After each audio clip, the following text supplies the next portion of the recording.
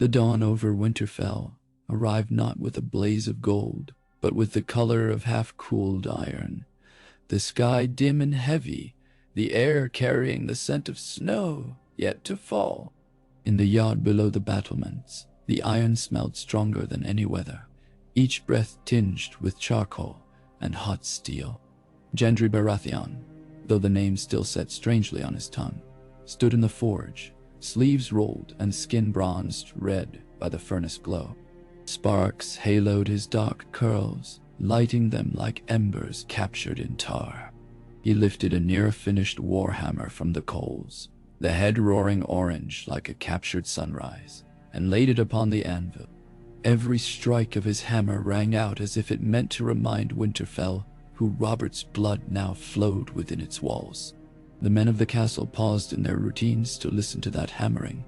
Stable boys halted with half-combed manes, guards turned chilled cheeks toward the smithy, and even the ravens upon the broken tower gave a restless flutter, as though the sound unsettled them.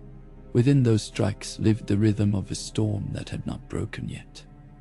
A storm woven from thunderous ancestry. Ours is the fury. The Baratheon words whispered against the endless dark snows, and Gendry, sweat sliding like liquid glass across his temples, worked the metal as though shaping his own name into something no man could question. Across the yard, Jon Snow, king in the north no longer, for titles had shifted like river ice in spring, walked the battlements in contemplative silence. The black furs at his shoulders stirred under the gentle touch of northern wind, but beneath that cloak lay finer cloth than he once wore, dragon words stitching about the cuffs. A quiet nod to the fire in his blood. Rhaegar's son, some named him now, though Jon heard the title less as praise and more as a canyon opening beneath the feet.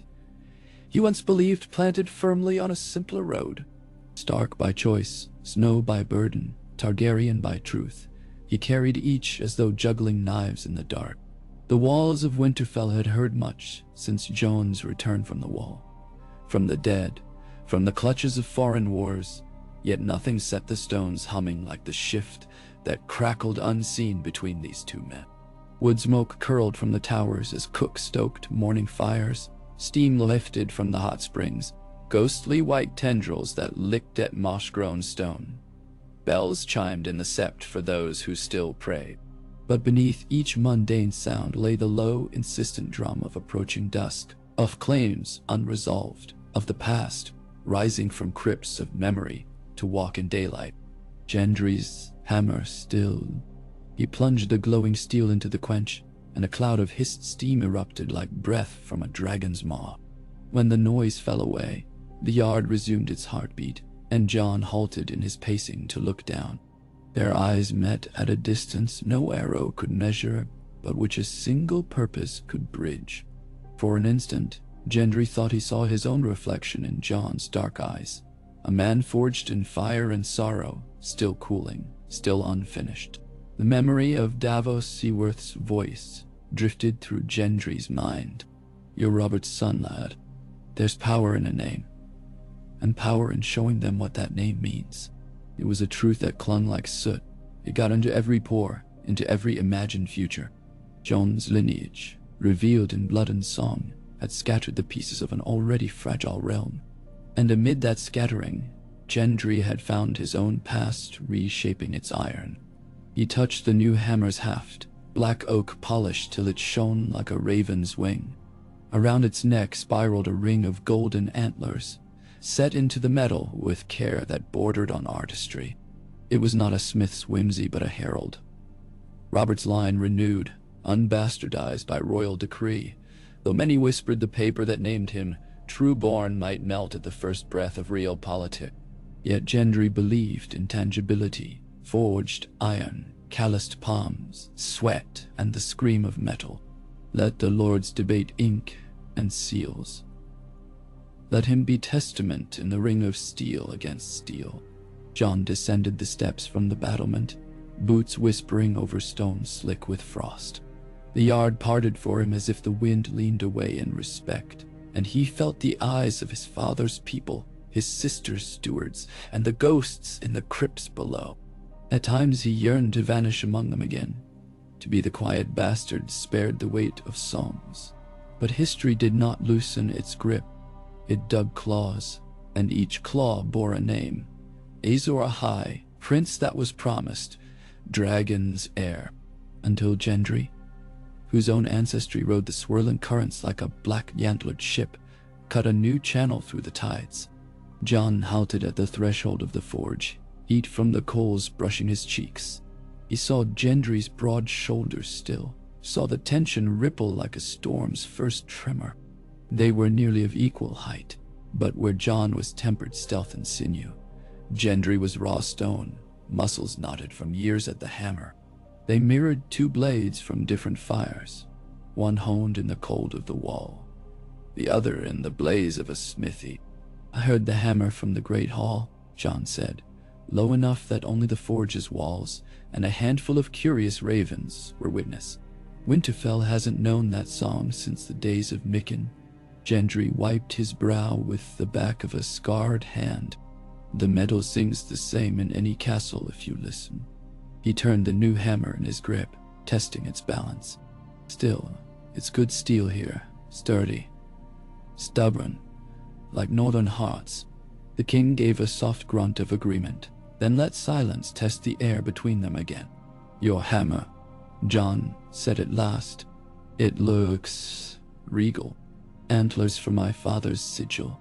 Gendry's jaw flexed. He did not speak of the father he never knew, nor the queen who'd hunted him, nor the dead brothers whose memory drifted like cinders. Instead he said, "Seems there's power in symbols, in proving them." Jon's gaze flicked to the haft, then to Gendry's face. "Is that why you came north? To prove something?" "I came for many reasons."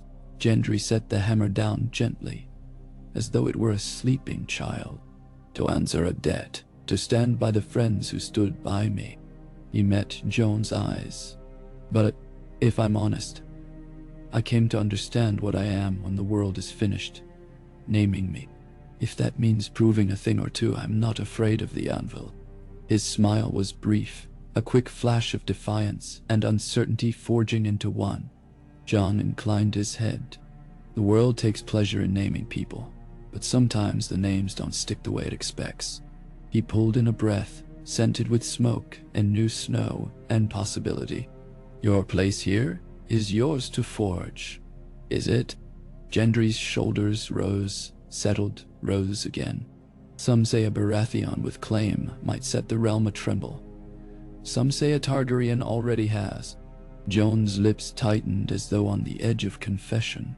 "The realm trembles because it remembers what power does when it circles without end. Titles become blades turned inward." His gray eyes, stark eyes, though Rhaegar's whispers shaped the shadows, sought the orange halo around the forge. "I don't want another war of names." The words drifted between them, warm at first, then cooling as the wind slipped under the eaves. Gendry heard the steady hammering of his own heart echo inside his skull, and imagined it beating beneath a crown of stag antlers, blackened by thunder. "Sometimes wars are chosen for us," he said. "Not by desire, but by truth stepping into the open." Jon's gaze sharpened. "What truth chooses us now? That Robert's line didn't end with wildfire on the stepstones, that the blood of the dragon sits uneasy with the blood of wolves." Gendry gripped the handle of his new weapon, as though drawing strength from oak and iron. "And that perhaps the gods, or whoever laughs at mortals, decided a Baratheon should cross paths with a Targaryen in this age again. Not in conquest or rebellion, but in reckoning." "Man, the forge crackled, sparks ascending like tiny comet tails, and dying in the calm gray above. Jon felt the echo of old songs, Ares and Robert, dragons slain by hammers, kings slain by oaths, and wondered if history was a wheel that never ceased turning. "You're thinking of a duel," he said, not as question but as admission. Gendry nodded once. "Man to man, not armies to armies. A test, not for crowns." He lifted the hammer in emphasis, but for understanding. Let steel speak, and let the realm hear clarity instead of whispers. Lurly, Unli. Jon's mind raced through 100 consequences, the fragile alliances in the south, the hope of harvest in the riverlands, Sansa's careful governance, Arya's restless spirit, the small folk who breathed rumor like air. Yet there was a stark simplicity to the proposal. Two men confronting weight too vast for courts. And if people see it as battle for the throne, then they see what they choose. Gendry stepped closer, shadows folding over his features. I won't fight for a chair. I'll fight because my blood demands voice, and because yours does too. Not enemies, rivals bound by respect. Let the world see rivals can settle storms without drowning nations. No,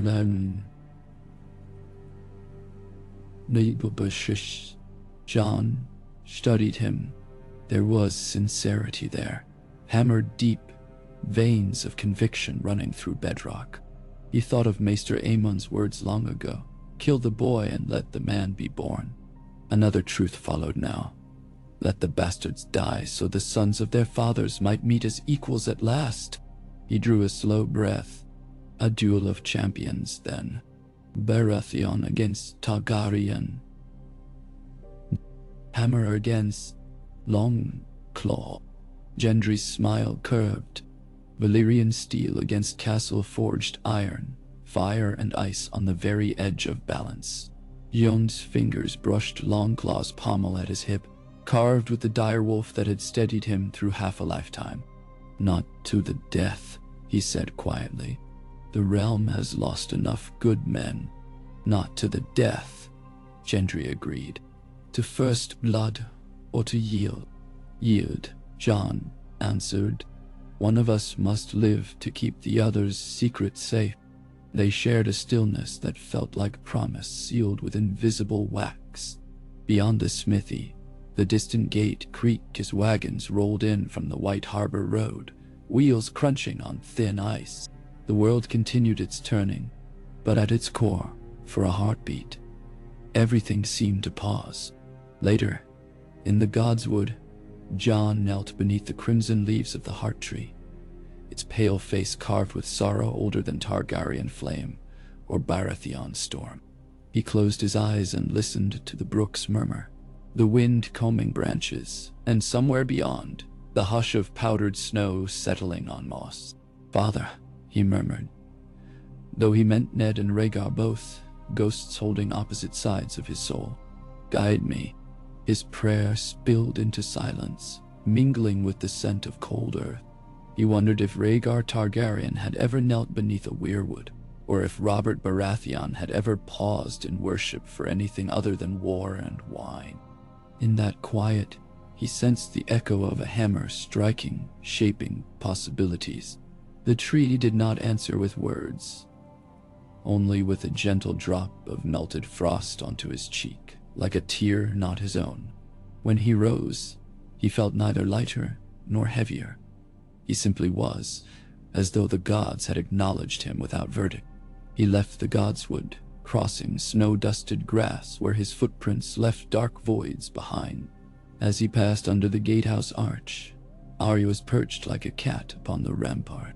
Steel glinted in her lap as she honed needle with short, precise strokes. You look like you swallowed broken glass, she said without glancing up. Jon gave a soft hop. Always delicate, little sister. Delicate as Valyrian steel. She sheathed needle, leaping down. What's wrong? I'm to fight Gendry. Fight. Her brows jumped. Spar, you mean? Spar with stakes. Arya studied him. You both bleed the same color. That's the hope, that it ends at bleeding. She tilted her head. I'll wager on you, but I'll braid a garland for Gendry's grave all the same. It isn't to the death. Pfui. She brushed snow from her boots. Every fight's to the death if the fighters carry ghosts enough. She tapped Longclaw. Mind your ghosts don't swing that sword for you. Jon touched her shoulder. "Watch over him if you can." "Of course." Her grin flickered like knife light. "Someone must keep him from smashing his own toes." Jon moved on, leaving Arya to her silent laughter, but her words clung. "Ghosts enough." "Yes." He felt Rhaegar's pale hands adjusting harp strings at his back, felt Robert's meaty fist raising a hammer overhead. Between them walked Jon Snow. No longer the boy who sighed at bastardy. No longer the lover who died for duty. A man standing at the crossroads of blood and forged intent. Gendry, for his part, found the great hall's hearth and sat before it, running a whetstone along an old dagger. Not his weapon of choice, but habit kept his hands busy. Flames licked upward, gold and red, and in their dance he saw the faces he'd outrun.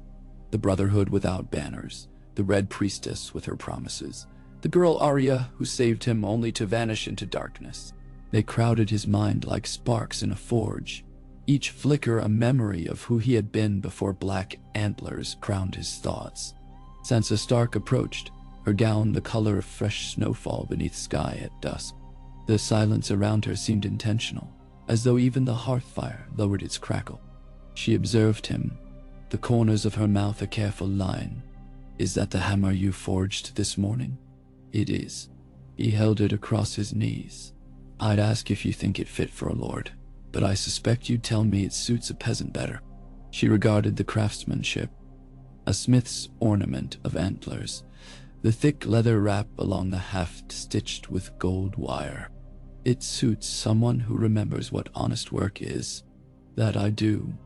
Gendry set the weapon aside. "Honest work simpler than honest lineage." "Lineage is never honest," Sansa said softly. Her gaze drifted to the windows, where flakes began to drift. "But people can be." He wondered how many masks she had worn. Maiden, hostage, pawn, queen of the north, in all but crown. Her composure was forged in colder fire than his. She carried scars no eyes could see. And yet she still saw him, the bastard smith from Flea Bottom, without revulsion. "Do you think less of me for challenging your brother? I think more of you for being brave enough to confront destiny, rather than hide behind whispers." The faintest smile wove through her words. "Just mind you don't dent our yard stones with that hammer.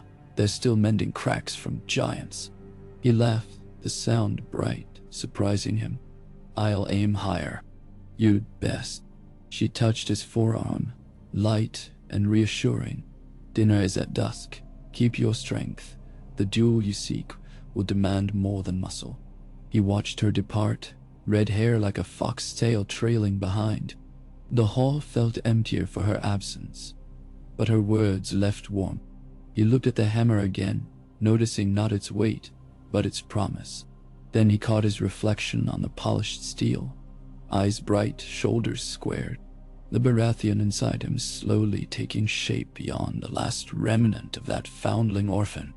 That evening, the snow thickened, but Winterfell's torches spat defiance into the swirling dark. Jon stood within the training yard's ring of packed earth, candles in every window casting halos. The night smelled of resin and pine. The snow muffled every sound until breath seemed the loudest drum. Gendry arrived first, cloak tossed aside to reveal shirt sleeves rolled, muscles flexing with each motion. His hammer rested across one shoulder, an extension of his arm. Jon followed, long claw sheathed at his hip, a practice blade in his hand for warm cup. Around them gathered a small circle, Sansa with gloved hands clasped, Arya bouncing on toes, Brienne in measured stillness, Davos with uneasy hope, the free folk men trading bets behind beards iced with frost. No trumpets blew, no herald shouted. This was not tourney ground but neutral hearth, two men of converging bloodlines meeting in solemn agreement. They dipped heads in respect, and without command began slow circling. Snowflakes drifted between them like lazy petals. Jon's movements were light as north wind. He tested distance, felt Longclaw's weight, though he hadn't drawn it yet. Gendry shifted his hammer from shoulder to ready stance, two-handed, letting the head orbit in deliberate arcs. His eyes, usually bright with forge-of-fire humor, darkened now to the seriousness of storms. Their first clash came tentative. JON lunged with the practice blade, tapping the hammer's haft to gauge rhythm.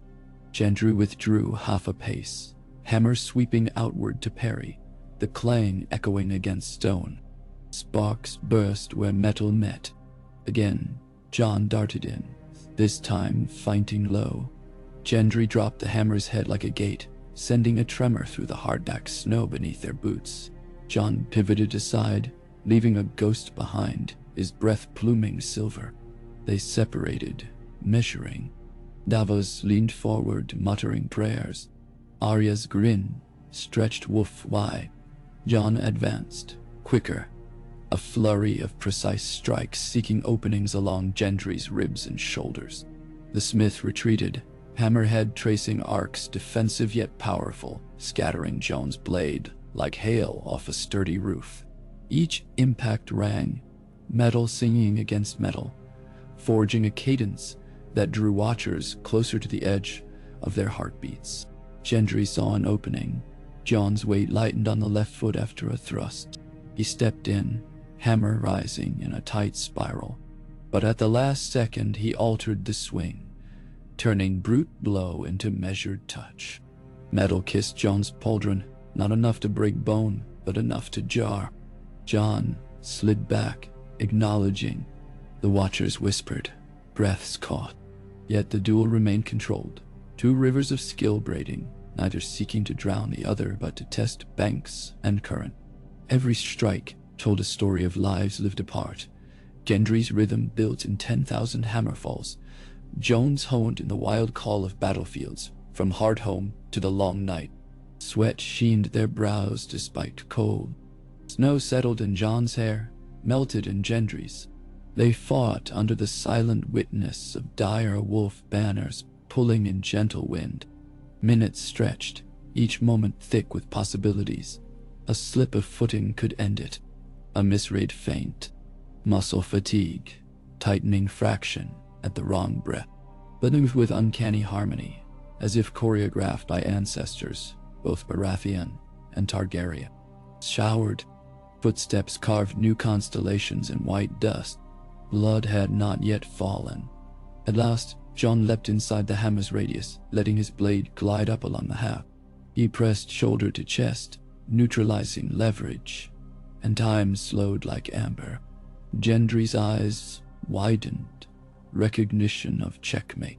Yet before JON could pivot for takedown, Gendry released one hand from the haft, catching JON's forearm, and the two men locked in tensile stalemate at the fight's molten core. They stood, breathing each other's frost. The watchers leaned forward as one. Enough, JON whispered. Almost, Gendry answered, lips blood-red where he'd bitten earlier. He shifted weight, and they spun, the hammer slipping free to rest against JON's hip like a sleeping hound. JON's practice blade lay between their chests, unmoving, threat suspended by a mutual contract. A single snowflake drifted onto the hammer's head. Two hearts thundered in shared ribcage of winter air. Gendry parted, stepping back. JON lowered the blade. They bowed, no flourish, no cheer. The duel paused there, unwon yet unlost, like an unfinished chord leaving the hall of the world in expectant hush. From the parapet, Sansa exhaled the breath she'd been holding. Davos wiped his palms on wool. Arya's grin never dimmed but softened round the edges. JON spoke first, voice hoarse. We can finish tomorrow, or never, if that's enough. Gendry hefted the hammer, its weight suddenly friendly. Tomorrow, he said. Let the Forge of Rest keep us true. A duel worth forging should cool between heats. JON nodded. No city shown to Louisher.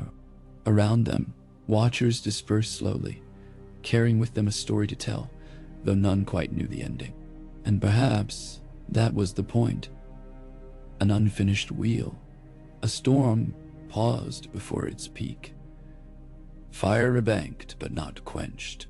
As torches dimmed and doors closed, snow blanketed the marks of combat until yard looked newly pristine. Yet beneath that white lay memory of every footfall. A map no eyes would see come morning, except perhaps those of a direwolf or a stag. Inside the castle's quiet heart, JON and GENDRY retired to separate chambers, each haunted by the same question, left unanswered in the hush between hammer and sword. Neither slept quickly. Their minds, like coals, glowed beneath ash, waiting for the next breath of air to flare anew. And afar, in places where ravens had not yet flown, lords and ladies would soon argue what the duel truly meant. Was it prelude to alliance or herald of renewed rebellion? Yet for one night, the realm was spared war cries, and in that respite, two men dreamed of futures, neither wholly Targaryen nor wholly Baratheon, but something forged where ice and storm met quietly beneath falling snow. Shadows. The night's stillness lay over Winterfell like a second snowfall, smoothing the day's footprints into faint depressions that only moonlight remembered. Jon Snow stood at the window of his chamber, palms braced on the stone sill chilled by frost, and watched the pale shape of ghost prowl the gods' wood below. A silent wraith weaving red-leaved shadows. Sleep tugged at his limbs but refused his mind, which darted from memory to fear, to the echo of hammer on steel and sword on hammer, and the yawning conviction that nothing about tomorrow's dawn would be simple. He closed his eyes against the sharp glimmer of starlight and pictured the yard as it would be at sunrise. Churned earth refrozen overnight, torches guttering weak orange against a bruised gray, breath misting before every witness as though thousands of small ghosts crowded to watch.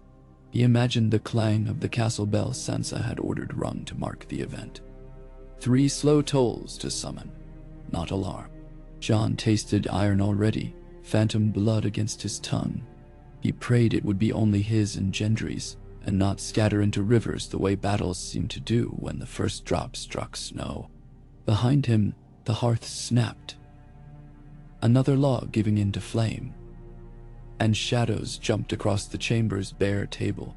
Maps lay there, half-rolled, as though their inked borders might contain fate if studied long enough. He crossed and tugged one open. Westeros splayed under candlelight, a tapestry of grievances older than Balerion's bones. He traced the stormlands with a fingertip, thinking of a sigil he had once known only as enemy. Crowned stag rampant against gold. In that shape he now saw Gendry's silhouette, hammer lifted not in rebellion but in question. He followed the coastline north to White Harbor, the Neck, then further through snow-drawn lines toward the wall, toward the place he had once believed would be the edge of his world. Beyond the top margin, nothing was inked. Yet he felt the old call of the lands of always winter, the taste of cold that never dissolved from memory. He shivered. When a soft knock sounded, he startled. Upon opening the door, he found Samwell Tarly, cheeks red from the corridor's chill, arms laden with scrolls. Sam's eyes took in the king's sleepless face, and the map unrolled like a confession across the table. He set his bundle down with gentle care. "Couldn't rest," he murmured, "and thought you might like company." Jon managed a weary smile. "Did Gilly banish you from bed?" "The baby did, more accurately. Little Sam finds midnight a perfect hour for lectures." Sam's light grin faded to thoughtful seriousness as he sorted through a few parchments. These came with the last raven from Old Town. Reports of skirmishes in the Reach, nothing yet that threatens Winterfell. He paused. "But word of tomorrow's contest has flown faster than any bird. Lords are wagering, small folk are spinning it into ballads, and Archmaester Rennie has penned an essay on the symbolic resonance of stag and dragon meeting in the snows of the wolf." Sam's mouth quirked. says it heralds the fourth age of prophecy. JON released a breath between amusement and dread. All that from a spar meant to stop tongues wagging. Tongues are contrary things, Sam said, sitting. Show them stillness and they conjure storms to fill it. He glanced at the maps. You haven't changed your mind. I offered Gendry a way out. He wants the duel more than ever. JON rubbed knuckles, gone stiff. It's not hatred. He bears no grudge. It's meaning. Like forging steel, he strikes until shape emerges. Sam nodded, eyes reflecting hearthlight. Then shape must emerge tomorrow. But remember, blades alone don't decide shape. Hearts do. He placed a hand over one scroll. And hearts trust what they see. Show them honor, restraint. Show them brothers under different banners. He swallowed. Perhaps you'll carve a new path the maesters haven't named. JON let the words settle. Will you stand witness? Every second, Sam answered. And should any lore keeper claim otherwise, I'll write the truth in ink none can wash away. When Sam left, the room felt smaller yet lighter, as though candle smoke filtered hope through its glow. JON stowed the maps, doused the fire, and lay upon furs that smelled faintly of smoke and pine. For a while he listened to the slow hush of wind outside his shutters, imagining it sang the song of Pine Star's lament, or of storms in Shipbreaker Bay. Sleep found him at last, a shallow river along whose current he drifted into dream. He dreamt of a great field ringed by antlered shadows and scaled silhouettes. In the center, a weirwood trunk split open like ribs, and from its heart rose a spear wrought of obsidian and gold, blood beating at its tip, though no hand touched it. Snowflakes fell that were also embers. They hissed where they landed. Gendry appeared across the field, hammer aglow, his skin streaked by forging heat. JON stepped forward with Longclaw, but the blade had become feather-light, melting between his fingers into white ash. When he looked up, the field was empty, save for one creature, a dire wolf large as a windmill, antlers bursting from its skull, eyes twin moons, one silver, one molten orange. It bowed its head toward him, and he woke. The dawn claimed the horizon in thin stripes of violet and pewter. JON dressed in silence, buckling his sword belt with hands steadier than he felt. Downstairs the castle stirred, scuff of boots, rumble of early conversation, clatter of breakfast trays. He passed the kitchens where steam smelled of bread and onion, but hunger eluded him. Outside, snow flurried lightly, swirling around torches that lined the yard, now widened for the duel. Someone, likely Podrick, had smoothed the ground with rakes, stamping an outer circle marked by chalky lime so fresh it glowed pale green in pre-sun gloom. At the center stood a wooden rack bearing 2 shields and 2 lengths of linen, folded precisely. One shield bore a crowned stag of black against gold. The other, instead of a dragon, displayed the dire wolf of Stark quartered with a small, 3-headed dragon, Sansa's compromise emblem for JON's confusing heritage. Above the rack hung no banners yet. They would be raised only once the duel commenced, a gesture to remind all watchers that ceremony, not war, presided. JON's breath plumed as he paced the ring's edge. He thought of Maester Luwin teaching the Stark children the old ways of trial by combat, how sometimes justice required steel when words failed. Yet this was not justice nor vengeance. It was something unnamed, balancing between them like a coin spinning. He turned toward the smithy just as Gendry emerged, followed by Davos and Arya. Gendry wore a sleeveless jerkin of boiled leather dyed dark blue. Around his neck hung a simple loop of rawhide from which dangled a shard of antler bound in copper wire. A talisman, perhaps, or just reminder of roots. The new hammer rested across his shoulders, and steam rose from his skin, where forge heat still whispered. Arya hopped ahead, needles slapping against her hip. She offered Jon an irrepressible grin before jogging to join Sansa on the platform, raised for honored guests. Davos lingered beside Gendry, murmuring last counsel. Jon caught only fragments. Steady breath, remember knees, watch his eyes. Advice for a knight to a squire, though Davos had never worn that title easily. Gendry listened, nodding, but his gaze never left Jon. When Davos squeezed his shoulder and stepped away, the yard's hush thickened like gathering fog. The bell tolled once, low, resonant. A second time, echoing into whiteness. The third strike faded into the flutter of ravens. Brienne moved to the ring's edge, hair bound tight, cloak bearing the dire wolf and smiling son of Lady Sansa's court. In her hand was a staff used for practice, but today it served as Marshal's scepter. She motioned both men forward. Jon unsheathed Longclaw, holding it upright before his face in salute. Gendry swung his hammer free, head down, then lifted it to rest upright opposite Jon's blade. They stood a breath apart, steel and iron creating a silent bridge. Brienne cleared her throat, voice rolling. By mutual consent witnessed before gods and men, this contest shall be fought to first blood drawn from unarmored flesh, or to verbal yield. Blades withdrawn after. Do both parties swear? None. None's new Dewani. I swear, Jon said. I swear, Gendry echoed. Then begin. Jon circled left, feeling the give of snow beneath boots. The slight crunch where last night's top layer had crusted. Longclaw's Valyrian steel seemed to hum against unseen tension. Gendry mirrored, hammer poised, grip loose yet sure. They shared a glance, and the second exchange commenced. This time there was no easing. Metals collided in immediate storm. Jon fined high, then slashed low. Gendry stamped forward, hook swing, arcing at hip height. Sparks leapt, snow burst in powder plumes as footwork carved lines. Jon ducked beneath a follow-through that would have shattered ribs, his cloak whipping around Gendry's legs. He reversed, slapping flat of blade against Gendry's thigh, contact but not cut. Steam shot from their lungs in sharp bursts.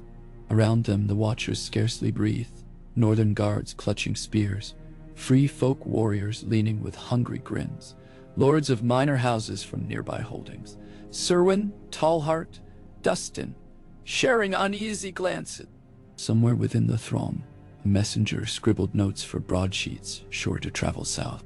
But inside the chalk ring, nothing existed except two men and the line between them. Jon advanced with a series of short jabs, testing. Gendry gave ground but parried each with haft or hammer face, the iron ringing rich as cathedral bells. A missed thrust allowed him to hook Longclaw's edge with the hammer's neck. Twisting, Jon wrenched free, pivoting, letting the hammer's momentum sweep past his shoulder. He retaliated with a swift elbow that thudded off Gendry's sternum, but found no purchase through leather. They broke, breathing hard. Snow thickened, flakes clung to eyelashes. Gendry's hair dampened to ink. Jon tasted copper, though it was only raw, cold, numbing gums. He thought of the dream direwolf, antlers crowning its skull, and felt an odd calm descend. He darted in, struck high left, riposte, angle reversed, classic Bravo Z pattern serial, once drilled into area, though Jon only half remembered. Gendry responded with his own dance, a Stormland siege rhythm Davos had described, heavy feints drawing defense to open one decisive overhead smash. The hammer came down. Jon sidestepped, snow exploding at his boots. He drove Longclaw's pommel toward Gendry's wrist. It grazed but did not disarm. Again they circled, slower. Gendry spoke between breaths. You hold back, your grace. Jon's lips curved wry. And you? Gendry's grin flashed like anvil spark. Maybe a little. He lunged suddenly, catching Jon's guard half raised. Hammer altar strike cracked against Longclaw's flat, jarring JON's shoulder. JON rolled aside, left arm numb. GENDRY pressed, but JON fell into a low guard, sweeping his blade across GENDRY's shins. The smith leapt, and as he landed, JON whipped the blade up and around, forcing him back. They paused again. Blood trickled from JON's lower lip, where a tooth bit flesh in the jar. He tasted it, nodded. "First bloody," he murmured. "Not counted unless from steel," GENDRY answered. "Apologies for not splitting your lip with the hammer." They shared a laugh, oddly bright amid snowfall. JON adjusted grip, right hand leading, left throbbing. He waited for the tremor to settle, then stepped forward in measured pace, sword leading like a candle in mesh wind. GENDRY exhaled and did something unexpected. He reversed his hammer grip and thrust it forward, spear-like, head trailing, shaft a point.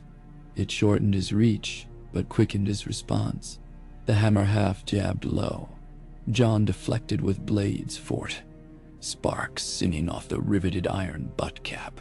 Lightning quick, GENDRY twisted back to overhead strike. JON raised long claw crosswise. Impact crackled, too close for comfort.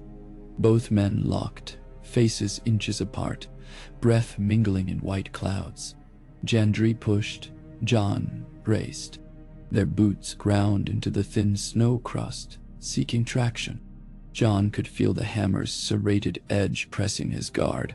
One slip and steel would nick skin. Above, ravens wheeled in black orbits.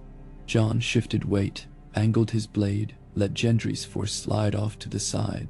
The hammer crashed to ground, sinking into slush.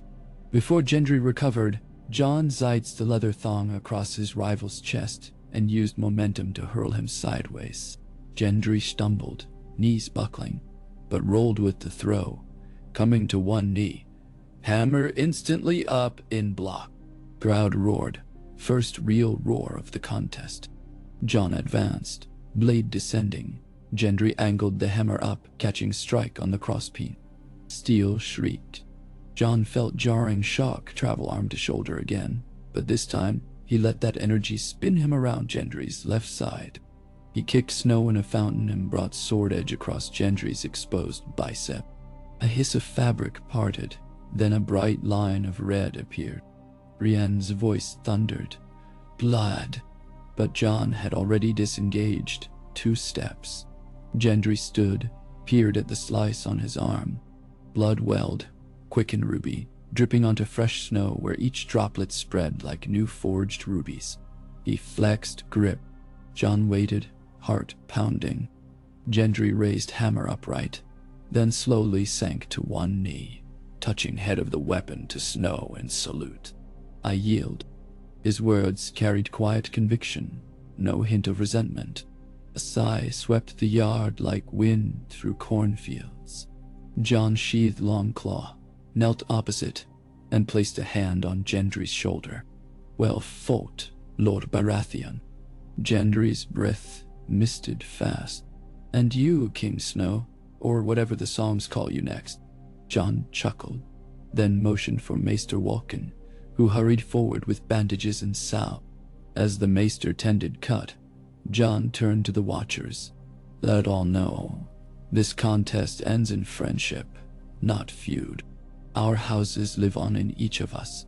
May our unity forge peace stronger than any sword or hammer." Naidure. Cheers rose, hesitant at first, then spreading as men realized they had witnessed not rival claimants, but brothers of a sort, stepping away from the abyss. Davos wiped tears discreetly.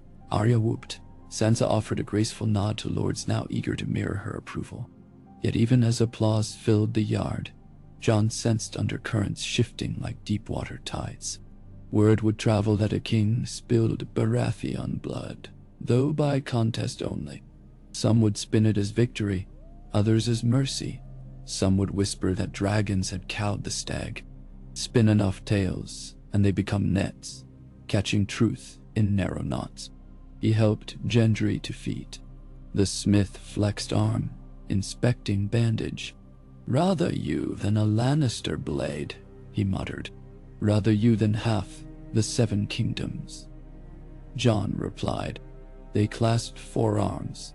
"Come, hot broth waits." As they walked toward the great hall, Jon felt eyes on his back.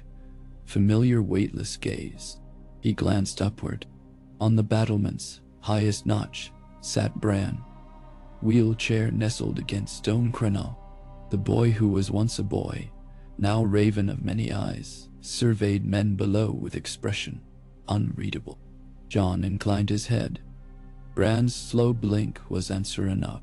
Inside the hall, heat blasted from roaring hearths, banishing snowflakes clinging to cloaks. Tables groaned with trenchers of venison pie, wheels of hard cheese, trenchers of beetroot, and pitchers of mulled ale. Gendry's arrival earned friendly slaps. The northern custom of hearty congratulations was loud and tangible. Yet conversation inevitably bent southward. Would Lady Shireen's cousins, in Storm's End contest Gendry's claim? How would Queen Daenerys, dead these several years yet still a ghost in politics, have viewed a Targaryen testing Baratheon steel? Each answering voice carried its own alliances. Jon took seat beside Sansa at the high table. She leaned close. Well done. A measured victory, visible humility. The lords will recall every gesture. She poured wine, dark and spiced. But remember, some will think you humored him, others that you were forced to prove yourself. Her steady eyes held warning. "I know," he said. "We'll manage."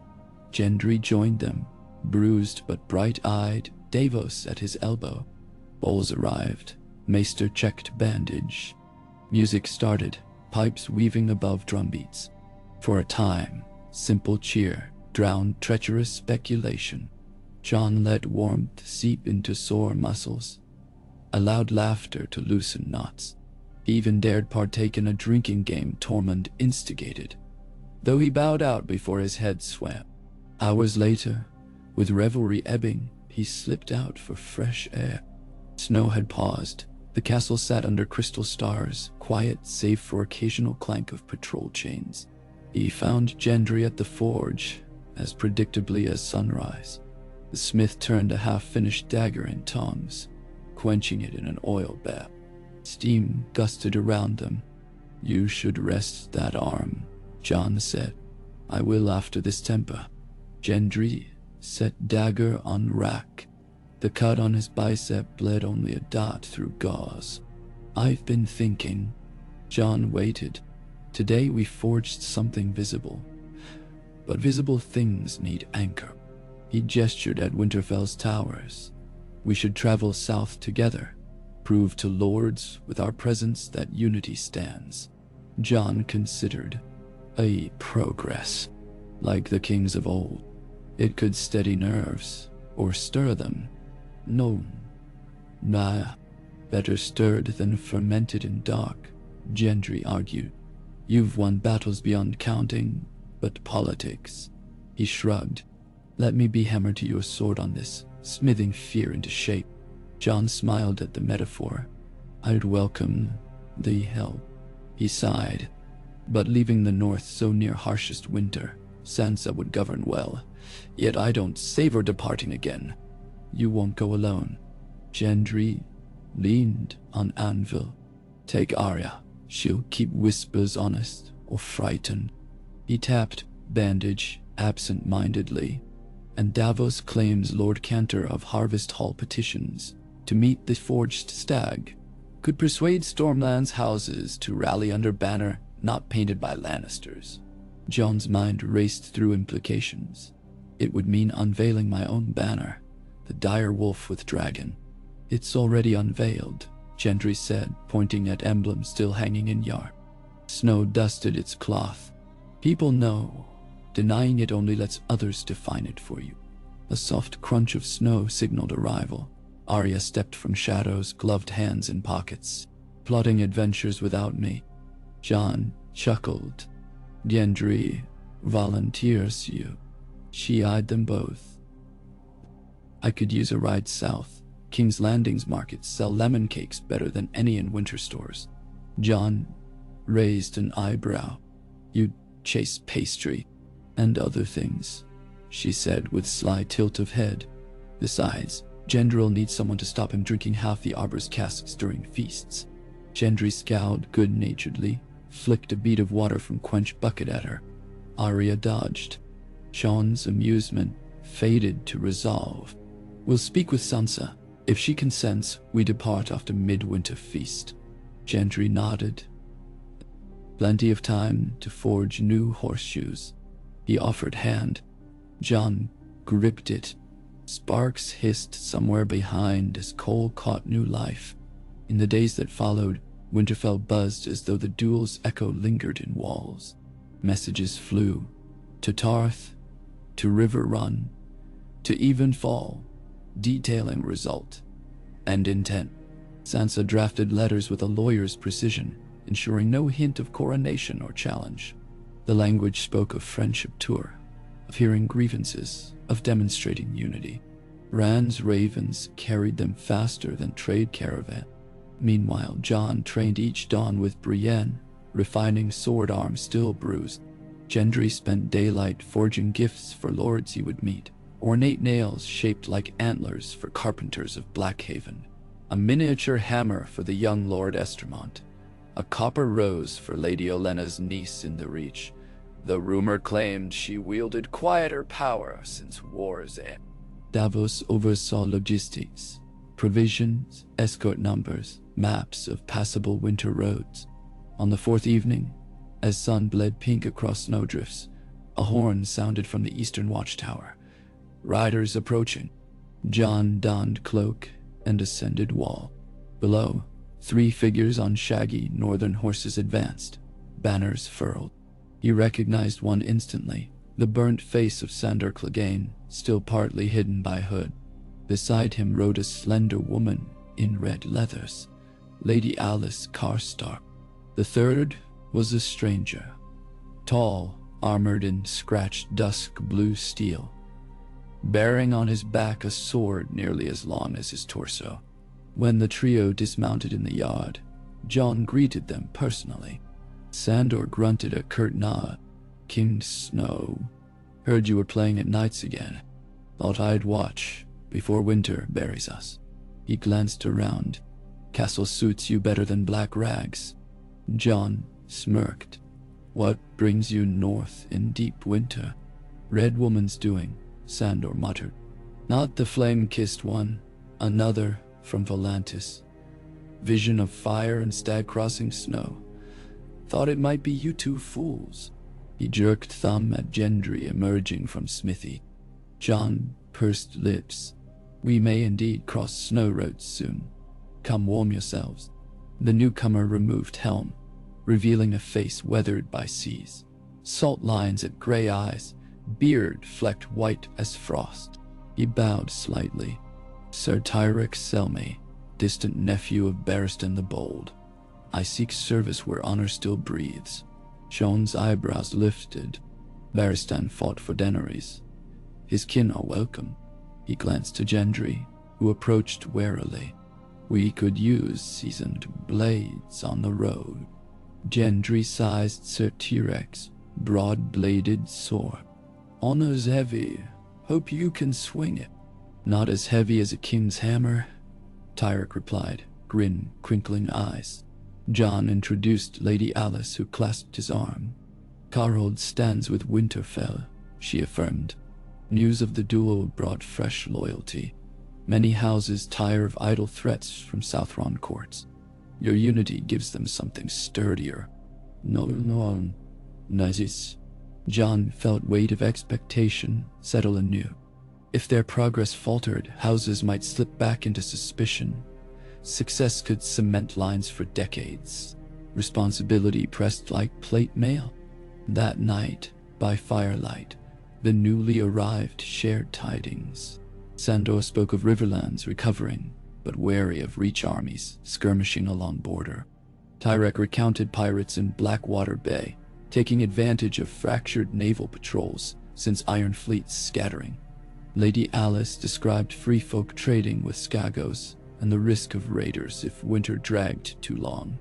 Each shard of news sharpened the mission's urgency. The realm needed stabilizing presence. Dawn of departure came dressed in blizzard white. Horses were saddled with extra blankets, wagons packed with seed grain as northern gift to Stormland's farmers. Jon stood by the gatehouse, Ghost at his side, Sansa opposite him beneath fur-lined hood. Their farewell held few words, siblings not prone to sentiment with eyes upon them, but their clasped hands spoke volumes. Bran offered a final glance from his chair, murmuring cryptic blessing. When antler and wing beat as one, the winds of winter bend. Arya hugged both siblings, thumping Jon's back twice.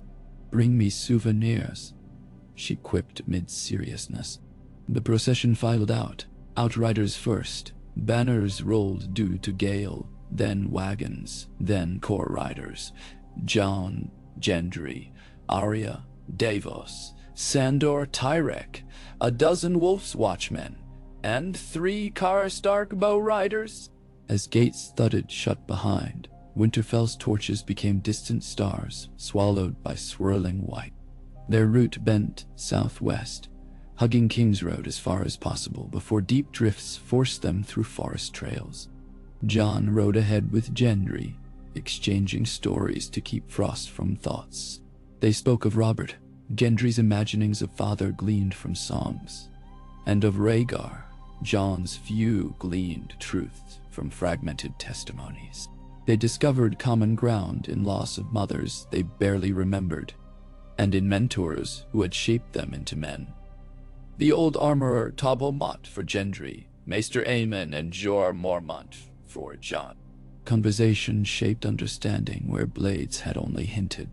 On the 9th day, they reached the last hearth ruins, charred still from Night King's march years ago, but partially restored by Umbers who survived. The clan greeted them with wary hospitality. Rumors of bandits impersonating royal envoys had made them cautious. Jon shared supplies. Gendry offered to reinforce their smithy's bellows free of charge. That gesture thawed hearts quicker than mulled cider. By the next evening, the combined men feasted on hearty boar and turnip stew. Young Ned Umber, no older than 14, gawked at hammer and sword, requesting to see them cross again. Gendry laughed and gave lessons on forging nails. Jon taught basic forms with a practice stick. That night, songs rose, the marching lines, the Dornishman's wife, and finally a new ballad someone had penned, the duel of snow and thunder. Jon blushed while Gendry banged tankard on table in time to chorus. With each mile south, the snow eased, though cold bit sharper in wind-scraped open lands. At Queen's Crown ruins, they found small folk huddled, their hall's roof collapsed by storm. Jon's party spent 2 days helping raise beams. Gendry melted arrowheads into nails for brace joints. Arya organized children into scouts rooting for loose stones. Ghost scared off a pack of gaunt wolves eyeing the livestock. When they departed, the village elder pressed Jon's hand with an engraved antler button, token of gratitude, and insisted, "Tell them in South, the North remembers kindness, not just swords." Crossing the neck, they encountered Deepwood forces guarding Causeway. Lady Glover extended shelter. Her scribes recorded Jon's pronouncement of unity, stamping it with her seal. South of Moat Cailin, landscape shifted. Swaths of emerald grasses poking through patchy frost, reeds rustling where bogs steamed faintly. They met trappers bearing pelts and rumors. House Bolton loyalists skulking near the Twins.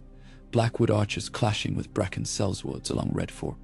Jon dispatched ravens urging ceasefire under threat of royal censure. At White Harbor, they took ship. The Grey Gull, captained by Wyman, Manderley's grandson, stout and mirthful. The port buzzed with more merchants than usual, as river trade sought coastal roads where ice thinned quicker. Jon addressed a gathering in Mormont's court, repeating message of unity. Gendry presented the copper rose to Lady Winifred. Its petals gleamed like dawn upon sea foam. She vowed White Harbor's ships, ready to ferry grain south, where harvests failed. 2 nights into voyage, storms hammered narrow sea.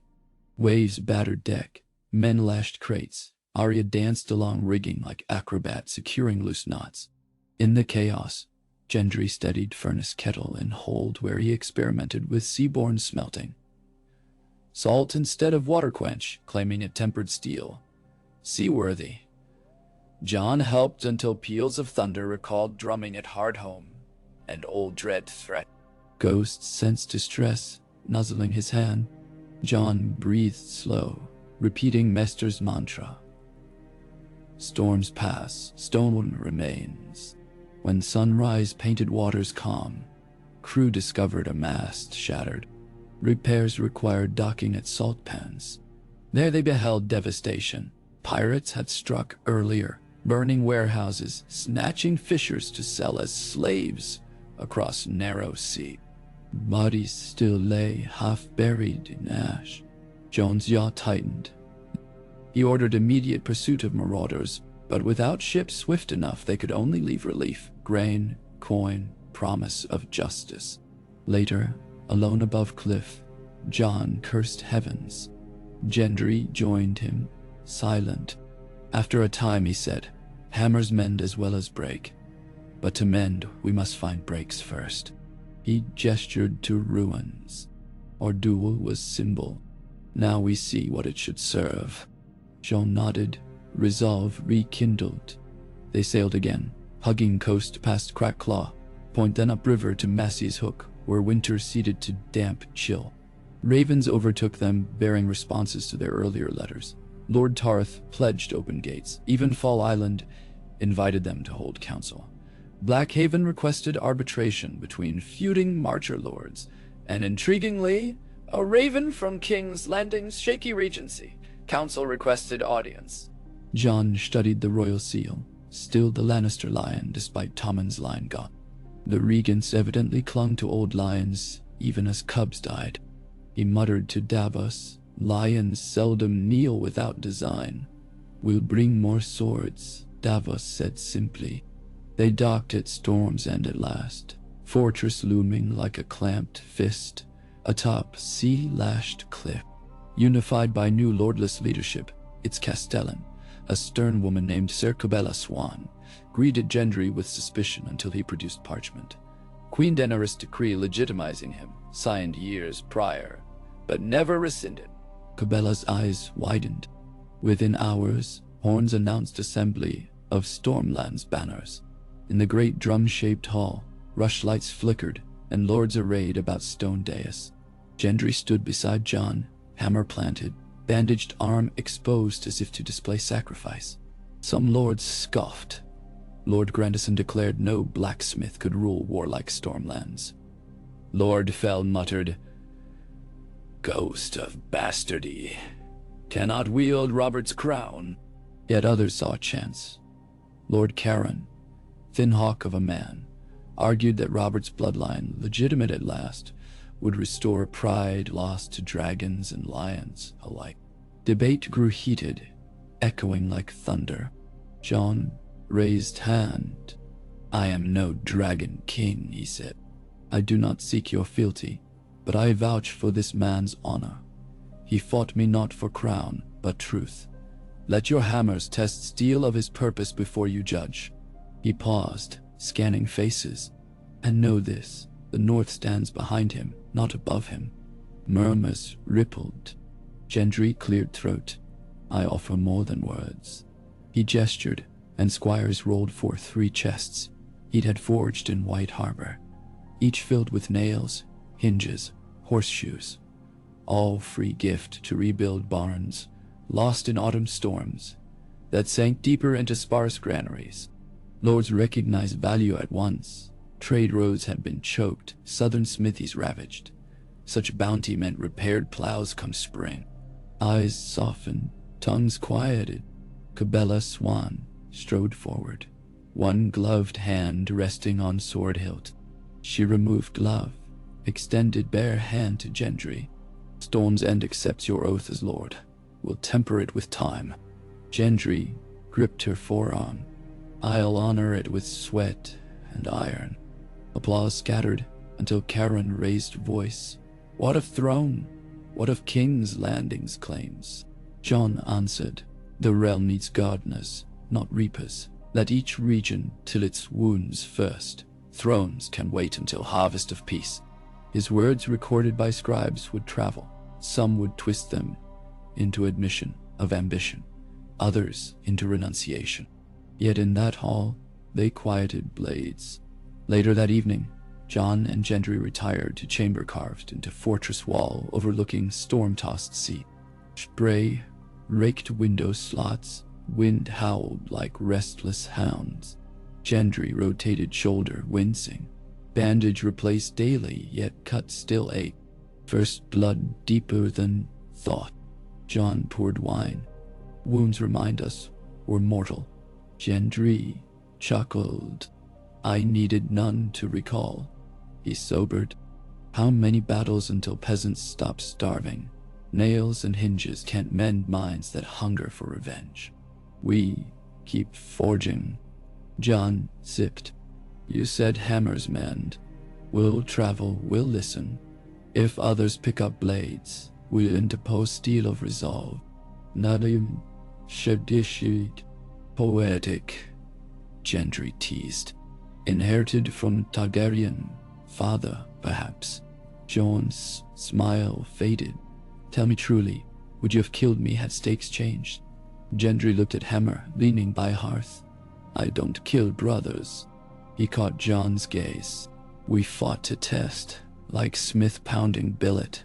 Cracks show before blade cools. He flexed fist. You held. Jon exhaled. As did you. They clinked cups. Wine tasted of mulled cherries, warm on throats. Weeks passed in Stormlands, adjudicating border quarrels, redirecting grain shipments, drafting charters for roads patrolled jointly by Baratheon and Stark men. Jon wrote to Sansa of successes and snags. Lord Grandison reluctant still, piracy lingering. Sansa replied with updates. Umber harvest improved, White Harbor shipyards bustling, but whispers in Vale about returning Arryn Line to prominence unsettled politics. She urged caution at court. When winter's worst storms subsided, Jon, Gendry, and smaller contingent headed northwest to King's Landing, intent on meeting Regency. Rumor said the Iron Throne's gilding flaked, symbol of power tarnished. Jon doubted any meeting would yield immediate fruit, but he feared leaving vacuum. As they rode, Davos spoke quietly. You know they might offer you the crown. Jon snorted. I'll refuse. Refusal can be sharpened into blade against you. Then I'll dull it with humility. Davos smiled. Bayshore humility's edges cut less than swords. King's Landing's walls loomed, stained by past sieges. Inside, smell of tanneries mingled with sour wine and sewage. Yet some markets thrived, bakers selling honey cakes, armorers beating rivets. At Red Keep's gatehouse, guards wearing patched crimson cloaks escorted them to throne room. Jon had not entered since Daenerys' ashes cooled beneath melted throne. Now, new dais held plain chair of ebony, lion sigil carved nonetheless. The regents, a council of 5, Sir Boros Lannister, Lady Meredith Crane, Archmaester Walters, Sir Jace Darklyn, and High Septon Oliver awaited. Each wore expression measured by politics. Introductions exchanged, pleasantries scraped. They thanked Jon for quelling northern raiders, praised Gendry's forging of trade pacts. Then Sir Boros leaned forward, voice like rusted hinge. The realm reels still, your grace, if I may call you that. A strong monarch could steady. I have no claim, Jon said, calm. On the contrary, Lady Crane countered, blood alone. Blood spilled enough, Jon interrupted, gaze level. Stark or Targaryen, I am servant to realm, not claimant. Help us reinforce roads, protect coasts, feed orphanages. Crown will follow peace. not create it. Archmaester Walters stroked chain. Utilitarian approach. Pragmatic. But without symbol people flounder, High Septon said. Eyes watery. Faith needs pillar. Gendry stepped forward. 2 pillars stand stronger. Antler and wolf uphold roof better than one. He set his hammer down with soft thud. Join us forging realm's skeleton. Let crown wait until bones set. The council deliberated behind screens. Hours stretched. When finally they emerged, Sir Darklyn announced, "We shall dispatch royal engineers to assist roads, sanction joint patrols along coast, and contribute from treasury. Modest but meaningful." He cleared throat. "In exchange, we request your continued presence as royal envoys extraordinary to report progress quarterly." JON agreed. Titles mattered little. Resources meant roads, ships. Papers signed, wax sealed. As they exited, Sir Boros murmured to Davos, loud enough for JON, "Spare the sword today, claim destiny tomorrow." Davos only bowed. Outside, street crowds gawked at Ghost pacing like pale wraith. Arya vanished into alleys to sample lemon tarts. Gendry purchased trio of small hammers for orphan apprentices. JON watched sun dip behind Maegor's holdfast and felt weight of decisions lighten momentarily. That night, council feast offered roast swan and arbor wine. Songstress performed the bear and the maiden fair. Atmosphere near jovial. Yet JON caught whispers, free rider captains discussing alliances, merchants speculating on new roads raising tariffs, nobles debating if Antler Wolf Banner signaled North Storm Union to challenge Southern power. Politics bloomed like mold on bread. He sought balcony overlooking Blackwater, found Gendry leaning there. Night breeze carried tar stink of shipyards. Lanterns bobbed on water, mirrored by stars. "Invitation to remain in city," JON said. "Tempting. Smithies here huge," Gendry replied, "but realm's bones thicker than castle walls. My place is forging ties, not fine swords for highborn brats." He straightened. "We should head west, quell piracy, deliver grain to riverlands before floods." JON smiled. "Agreed." He extended hand, palm up. "Partners." Gendry clasped it. "Brothers." They watched river a while, silence comfortable. When Arya rejoined them, powdered sugar dusting her nose, she declared, "These lemon tarts alone justify this journey." JON laughed. Gendry wiped sugar off her cheek with thumb, earning glare. She smacked his arm, then grinning, perched on parapet. Below, city moved. Wagons, laughter, occasional cry of gull. Above, Half Moon sailed among clouds. JON felt content for first time in seasons, not because problems solved, but because solutions seemed possible when hands joined. Yet peace is a forge, never idle.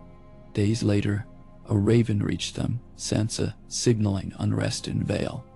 Lords declarant calling moot, whispering to install Aaron Cousin as king under their guidance. Simultaneously, reports from Sea of Dorne, Triarchy corsairs massing.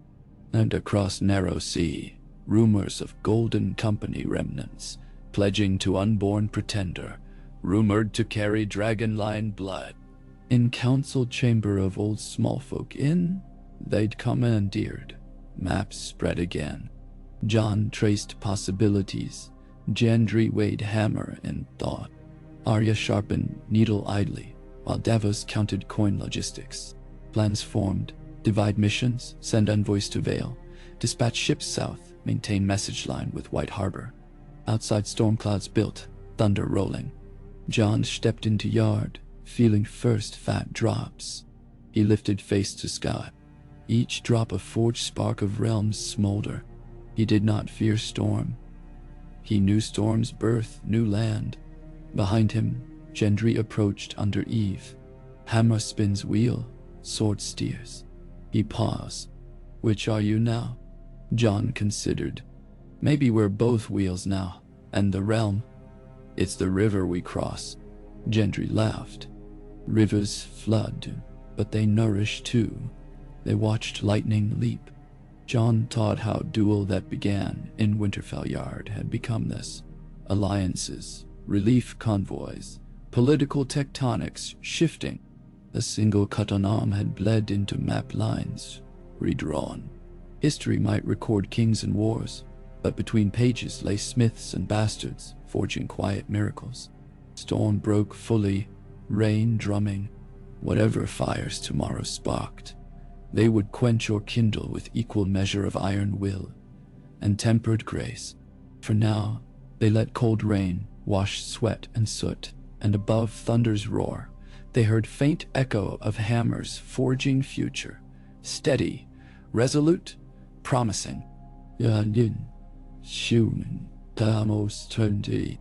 Jon stood beneath the dripping eaves of the roadside inn and watched the rain settle into the courtyard's churned mud until the yard looked less like earth than a reflection of the pewter sky above. He tasted the storm on the air, cold, faintly metallic, and felt the familiar ache settle into his shoulder where Gendry's hammer strike weeks ago had bruised the bone. Recovery came slowly on the road. Every shiver of wet wool drew the muscles tighter, but he welcomed the ache. It reminded him of cost and of living, two things he dared not forget as the realm's troubles unfolded in overlapping spirals. Behind him, the inn's common room stirred with tired laughter and the clink of tankards. Arya's voice carried above the rumble, mocking Sandor in a card game. Davos could not leave alone.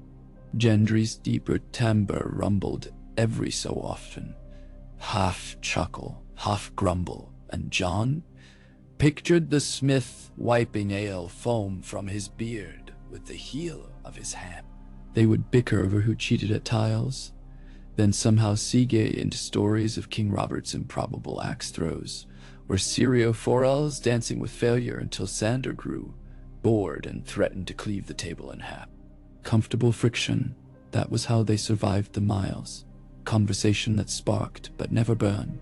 Ghost appeared at Jon's side, crimson eyes reflecting torch glow through the doorway. The direwolf shook off rain, showering Jon's breeches.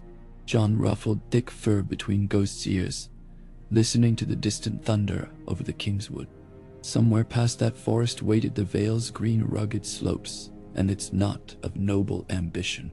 Summoned by Sansa's raven, they would begin the climb 2 days hence, first to Goldtown, then over the mountains on roads newly scraped of snow by garrisons still loyal to the Eyrie. Ice and rock took equal toll on men and patience, but Jon suspected the true peril would come inside high halls rather than on cliff-edge passes. Lords de Clarence smelled opportunity like hounds to fresh meat. He stroked Ghost's neck and returned inside. The common room smelled of wet wool, horse sweat, onions frying, and a sharper tang of clove-scented mulled wine. Gendry hunched over a platter of river trout, picking bones free with calloused fingers scarred by the forge. Arya reclined atop a barrel, feet on the plank bench, tossing a dagger end over end as she watched the others drink. Sandor scowled at his mead as though daring it to spoil. Davos haggled quietly with the innkeeper over river passage, voice pitched low, coins glimmering in his palm like polished pearls. Jon removed cloak, draped it over chair, and joined them. Gendry thrust a tankard into his hand before he could speak. "Warm your gut," the smith said. "Rain'll find any crack in the bones." Jon sipped, savoring cinnamon heat. "We leave at first light. Vale riders meet us at Tanglebark Bridge. From there it's 2 hard climbs." Sandor scoffed. "Mountains and mules, joy of joys." Arya tossed her dagger again, caught it by the blade without a glance. "You can stay here, dog, if paths frighten you." Sandor's lip curled, but Jon held up a hand. "Enough. We're companions in this. The Vale lords weigh each of us in their own scales.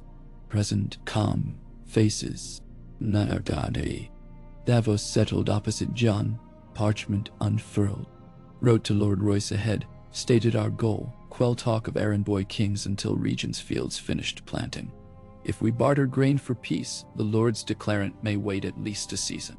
John set Tankard aside. Good. Royce is reasonable. He eyed the parchment's wax seal cooling. But Grafton stands behind the pro-Aaron cry. We'll need more than reason.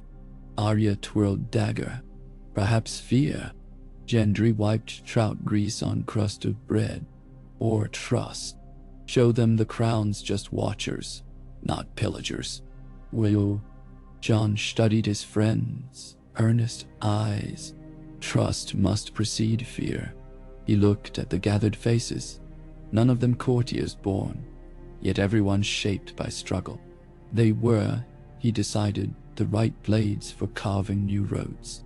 8. Sleep. Tomorrow we test the veil. Rain tapered by dawn but left the world smelling of sodden leaves and spilt pine sap. The party rode north along the eastern road, skirts of the Kingswood fringed with early wildflowers defying spring frost. Cuckoos flitted between branches, still heavy with drops. Jon led, stern gaze scanning fog that clung to tree trunks. Ambush here would be easy, though he doubted bandits dared challenge a direwolf's glowing stare. Tanglebark Bridge, a half-rotted span over quick water, 4 Vale riders awaited. 2 knights with silver falcon badges, a slender woman archer whose cloak bore the red castle of House Corbray, and a grizzled sergeant wearing Royce bronze. The sergeant inclined his head.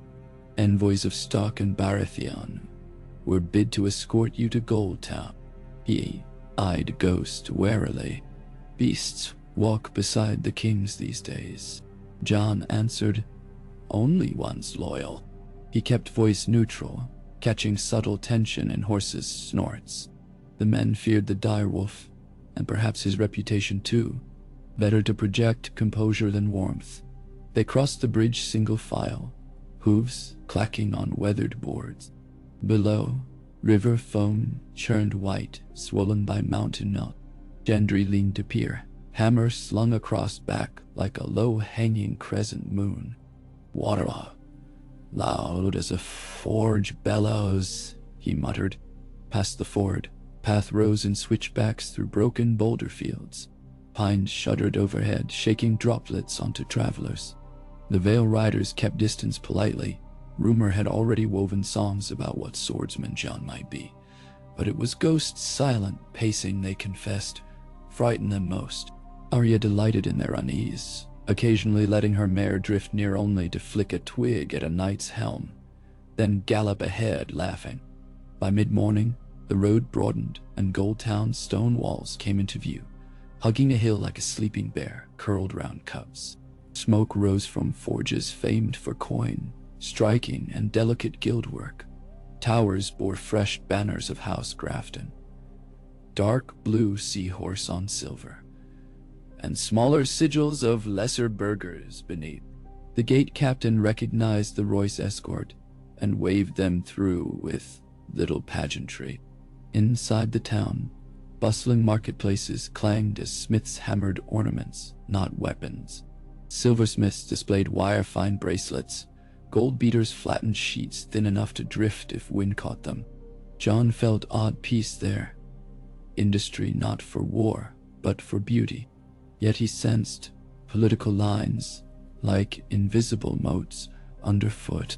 Lord Denys Grafton met them atop a balcony overlooking his harbor, a man with ink-black beard trimmed razor neat. He welcomed Davos with trader's handshake.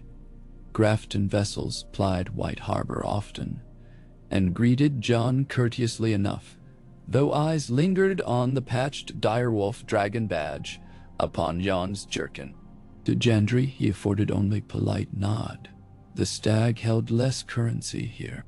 Over a midday meal of fried oysters and lemon broth, Jon pressed the matter of the Lord's declarant. Rumor says they gather at Ironox, he began. Grafton set spoon aside with precision. Rumor speaks truth.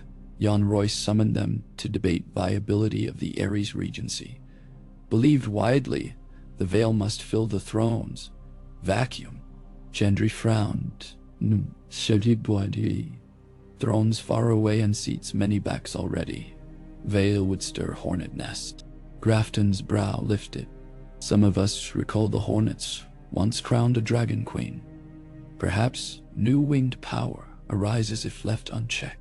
Jon drank water. The north and Stormlands seek only harvest steady. We propose grains to Vale's mountain villages, in trade for time. Let politics resume after seedling, and scythe bring plenty. Noro. Grafton looked out over cranes loading cargo. Agrarian goodwill, admirable. But Lord's Way legacy heavier than barley. He turned sharp eyes to Jon. Speak at Ironoax yourself. Persuade them winter lies behind, yet could still bite. Show them your union with this Baratheon as shield, not sword. He gestured at Gendry. Jon nodded slowly. Will you lend your voice? Grafton considered. I have ships enough to busy me. A war would sink trade lanes. Yes, I'll stand for calm. He extended ringed hand. Jon clasped it. Cool, decisive. Agreement. Set. They lodged that night in Grafton's manse. While Davos drafted letters, Jon walked Harbor Quay with Arya under lantern glow. Gulls slept, necks tucked. She skipped stones across black water, each skipping ring shimmering. You're quieter than usual, she observed. Jon smiled. You usually tell me I brood too loudly. She smirked. You always brood, but tonight you're still, like bowed string waiting pluck. He leaned on a railing. Lords declarant may crown a child errand puppet. If they do, blood price may follow. He stared at his reflection in water. Must convince them their people matter more than heraldry. Arya flicked, final stone. If talk fails, we have knives. She shrugged at his disapproval. Knives carve away rot. Knives create scar. He sighed. I'd spare veiled children fatherless harvests. She nudged him lightly. Then talk well, big brother. He rested forearm on her shoulder a moment. Grateful. They departed at dawn for Ironoax. Grafton and Royce men, forming flanking wings. The coastal road wove through beech woods, alive with thrush song. Spring asserted itself here.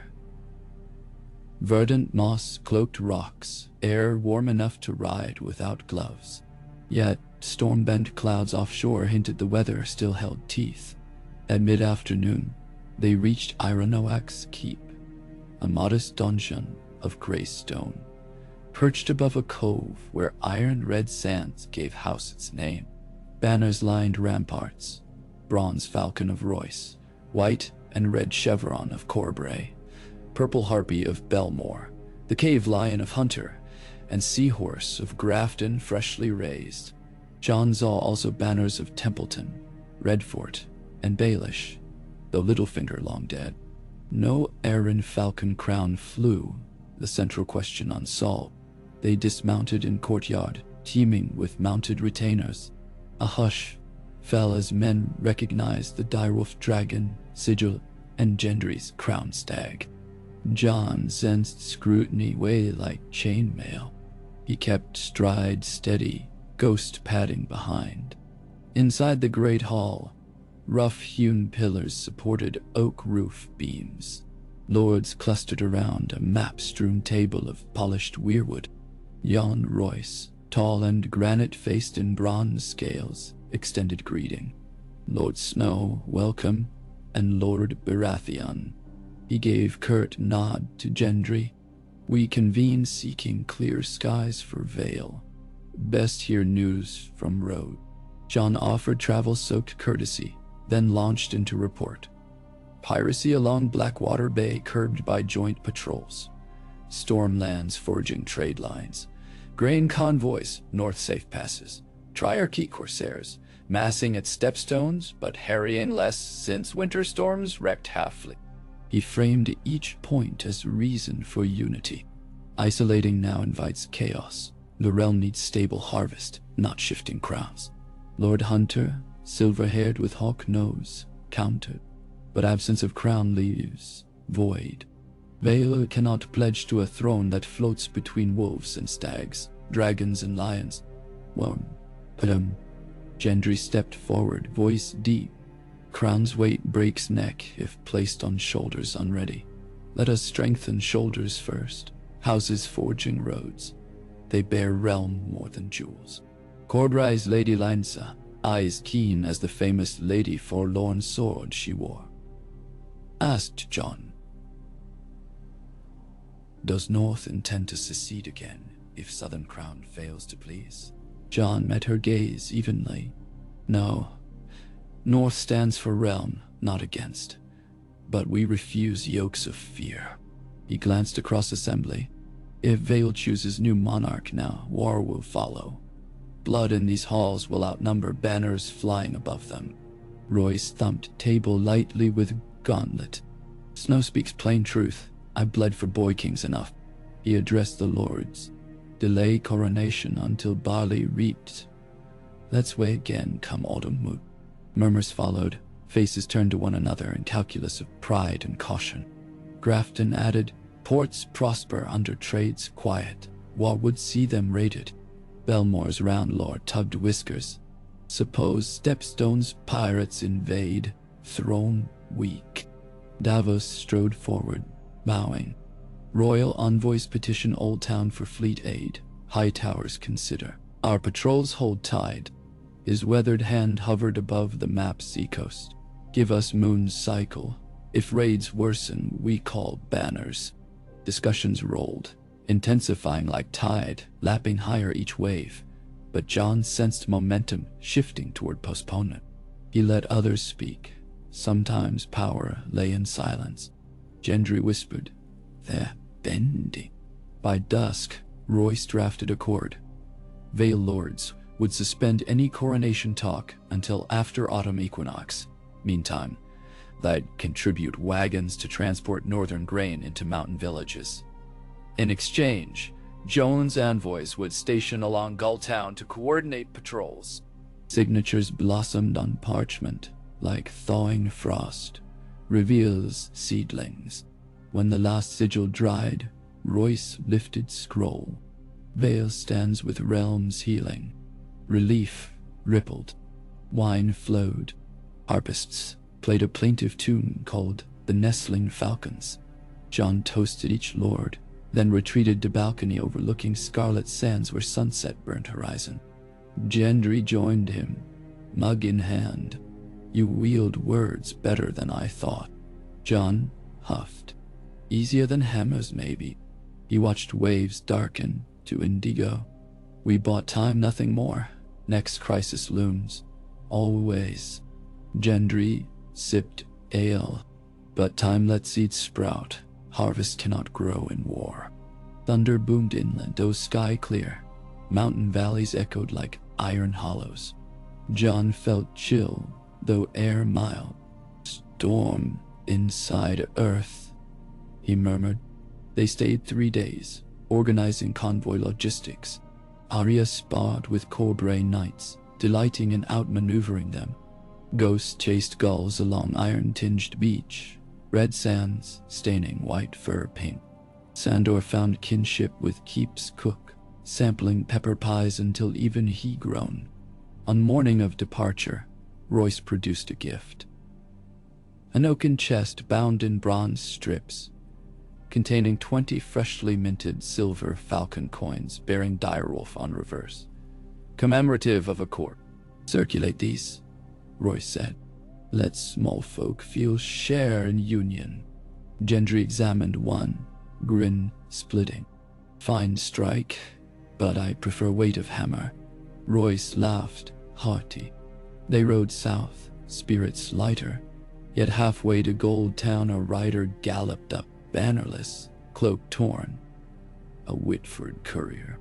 Breathless, he delivered scroll to Davos, who scanned quickly, face graying. Jon spurred up. "What news?" Davos handed parchment. Pirates bearing sigil of Red Kraken had struck salt pans again. this time capturing 3 grain barges, slaying guards, and abducting children. Witnesses claimed they sailed upriver on swift longships painted black. Jon's jaw tightened. Ironborn, the Kraken's sigil but red. Perhaps rebellious Greyjoy branch. Arya's cheeks flushed. We should hunt them now. Davos nodded. Salt pans, Blitzsee. Gendry clenched fists. My hammer can't swim, but I can put holes in Kraken hulls. Jon surveyed faces, calculating. Vale mission secured for now. Triarchy threat, distant. Salt pans, defenseless. We go east, he decided. Gather Goldtown galleys. Intercept along Trident. He turned to Royce Ryder. Send word to Tully at River Run. He can trap pirates upriver. Courier sped away. Jon pointed south. Ride hard. They reached Gulltown in 2 days, trading mountain chill for salty wind. Grafton shipyards buzzed, sails flapping like caged birds. Jon met with Admiral Seafoam Salda, weathered woman whose eyebrows lost to years of sun. She commanded 5 swift galleys, newly fitted with ballistae. Jon requested 3, she granted 4. Crew scrambled aboard the Cresting Dawn, the Ocean's Talon, the Bronzewing, and the Winter's Yoke. Davos took Bronzewing. Gendry insisted join Talon, helping with catapult rigging. Arya chose Winter's Yoke, a smaller cutter ideal for pursuit. Sandor boarded Dawn, but grumbled it smelled like rotten fish. Ghost refused ship planks and stayed on quay, but Jon coaxed him with dried cod bits. Reluctantly, the direwolf padded onto deck, claws clicking. They sailed on evening tide, hugging coast before turning west into mouth of Trident. Weather favored, steady northeastern wind filled sails ivory. Jon stood at prow of Cresting Dawn, cloak snapping, eyes scanning water for black sails. Night descended velvet, stars reflecting like shards. Near midnight, cry from masthead, lanterns off port quarter. Jon noted silence. Moonlight revealed silhouettes hugging shoreline, oar foam glistening. 2 longships, sails furled, paddling upriver. Their shields bore red kraken tentacles dripping paint like fresh blood. Jon's heart thudded. He signaled other galleys with shuttered lantern pulses. They spread, oars dipping silently. Bronzewing slid to starboard, Winter's Yoke ahead, Talon taking center. At command, ballista crews cranked. Jon waited until distance closed, hearing faint thump of enemy drums. Then he dropped arm. Bowstrings twanged, flaming bolts streaked across black water. First struck longship's sail, bursting into bloom of sparks. Second embedded hull, oil-soaked rag licked by fire. Shouts rose, piercing ironborn cries. Drums faltered. Galleys surged, ramming angles ready. Dawn's prow struck nearest longship broadside. Crack of timbers, spray exploding. Rise of smoke mingled with steam. Jon drew Longclaw, leapt across splinter gap onto enemy deck before ladder even set. Direwolf followed with snarl vibrating planks. Chaos erupted. Ironborn rushing with axes, hair matted, eyes wild. Jon parried axe, riposted through collarbone. Foe drop. Ghost lunged another, jaws clamping calf, pulling man screaming to deck. Jon pivoted, kicked aside spear, slashed rope that held sail. Canvas collapsed over fighters, tangling them. Gendry aboard Talon swung from crossbeam onto same deck, hammer whistling a murderous arc that flattened helmsman's helm into skull. He roared, driving forward. Jon caught sight and nodded. Battle rhythm sensed. Bolts from Bronzewing slammed other longship, toppling mast. Winter's Yoke skated alongside, grappling and disgorging Vale archers who loosed arrows into confusion. Ironborn rallied. A hulking reaver brandishing twin axes met Jon midship. Salt brine encrusted beard. eyes burning mad. Axe whirled. Jon sidestepped, blade flashing, severing tendon behind knee. Reaver fell. Jon thrust, quick kill. Gendry faced two opponents simultaneously. He blocked sword with haft, smashed pommel into jaw, then reversed grip, crashing hammer's peen into second man's breastplate, caving rib. Blood sprayed, slicking deck. Gendry's shout of fury shook rigging. Arya darted between boards like ghost cat, needle-flicking jugulars, swift, precise. She vaulted bulwark, disappearing and reappearing behind foes before they turned. Sandor bellowed curses, greatsword hewing through shield lines like butcher through carcasses. Within half-hour, resistance broke. Remaining raiders dropped weapons, some leaping overboard. Archers peppered swimmers. Jon ordered ceasefire once surrender clear. Fires dimmed under buckets drawn from river. On captured deck, they found stolen crates of barley meal. Caged children huddled in hold, eyes wide, cheeks streaked with grime. Jon's chest tightened. He knelt, soothing them. "You're safe." He turned to Davos, emerging with lantern. "How many?" 12 children, 7 women, no men." Voice ragged. "Raiders killed those who fought." Gendry leaned on hammer, breathing hard. "Monsters wearing kraken." Jon examined shield left behind. Red kraken on black, not Greyjoy proper colors. He recognized stylized eye motif at center. Sigil of exiled House Botley, once bannerman to Pike. "Botley," Jon muttered. "Thought them scattered after Battle of Lordsport." Davos frowned. "Ambitious survivors, maybe. But resources for longship building? Someone funds them." Jon's thoughts turned to whispers of Golden Company remnants seeking Dragonline Pretender. Could Cell stir old Kraken and Stepstones? Manipulate Botley survivors? Conspiracies knitted themselves. As salvage crews secured prizes, Jon gathered counsel on cresting dawn. Lantern glow painted weary faces. He proposed escorting freed prisoners to salt pans. Then, continuing upriver to River Run to consult Tully and trawl for conspirator clues. Davos agreed. Gendry volunteered to oversee hull repairs at salt pans. Arya offered to track captured raiders for interrogation. Night wore thin. Jon sat at bow. Ghost pressed warm flank against him. He gazed at river's surface, shimmering star shards. Barge creaked under rising current. He felt paradoxical calm despite blood on deck, clarity of purpose. Each crisis confronted, each small victory sowed hope. He dozed briefly, dreams of iron waves and red kraken rising from deep. But dawn's pale light over Trident dispelled gloom. Saltpan's villagers lined docks to greet liberation. Mothers sobbed, clasping returned children. Jon oversaw distributing grain sacks from captured raiders' hold. The elder, a stooped man named Hookwill, knelt, but Jon lifted him gently. "Stand. We all stand or fall together." They burned captured longships after stripping them. Pyres along tidal flats roared orange. Smoke carried warning to any raider eyes offshore. The river now God. Sandor cheered flames, unlacing leather to feel heat, scald scarred cheek. Interrogation of surviving captives yielded fragments. Botley heirs, Tyora and Harag, had allied with Cell Free Company called Red Tide, financed by coin moved from Pentos through Stepstones.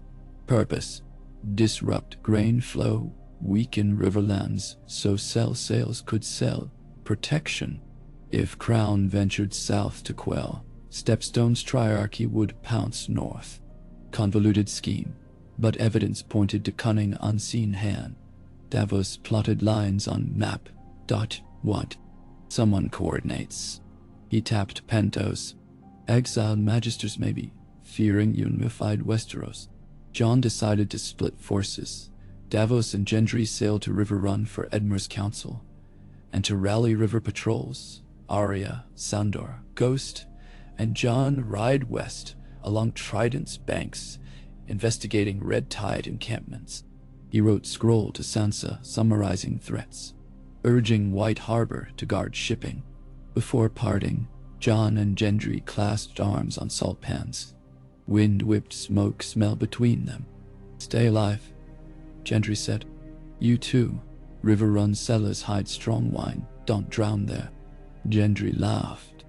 "I'll forge corks for every barrel." Jon watched Bronzewing and Talon catch tide upriver, sails bellied white. He turned to Arya saddling her lean courser, quiet excitement in eyes. Sandor adjusted sword belt, muttering about always riding somewhere cursed. They set off, Ghost loping ahead, eager. Their path followed river's north bank, willow hangings brushing water. Spring sun kindled gold on reeds. Refugees from previous raids trudged opposite way, handcarts loaded with meager goods. Jon offered escort to nearby keep. Many accepted. He found satisfaction in small mercies, offering smoked fish to hungry child, splinting old man's sprained ankle. That second night, they camped near ruined sept, blasted in War of Five Kings. Stones blackened, stained glass shards glittering among nettles. Jon cooked rabbit stew while Arya explored vaults. She returned with tarnished chalice. "Gold-plated," she said, tossing it. "Worth coin." Sandor eyed cup, shrugged. Jon studied the ruined altar, wax residue on cracked marble. He recalled childhood superstitions of silent sisters. War left sanctity in tatters, yet new world must salvage faith. He gathered broken candles, lit them in small niche, offered silent prayer, not to seven specifically, but to all gods who might listen. At dawn, they followed fresh wheel tracks into thicket. Soon voices, raucous songs in guttural dialect.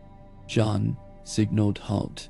He and Arya crawled through thorn hedge to vantage on gravel bar.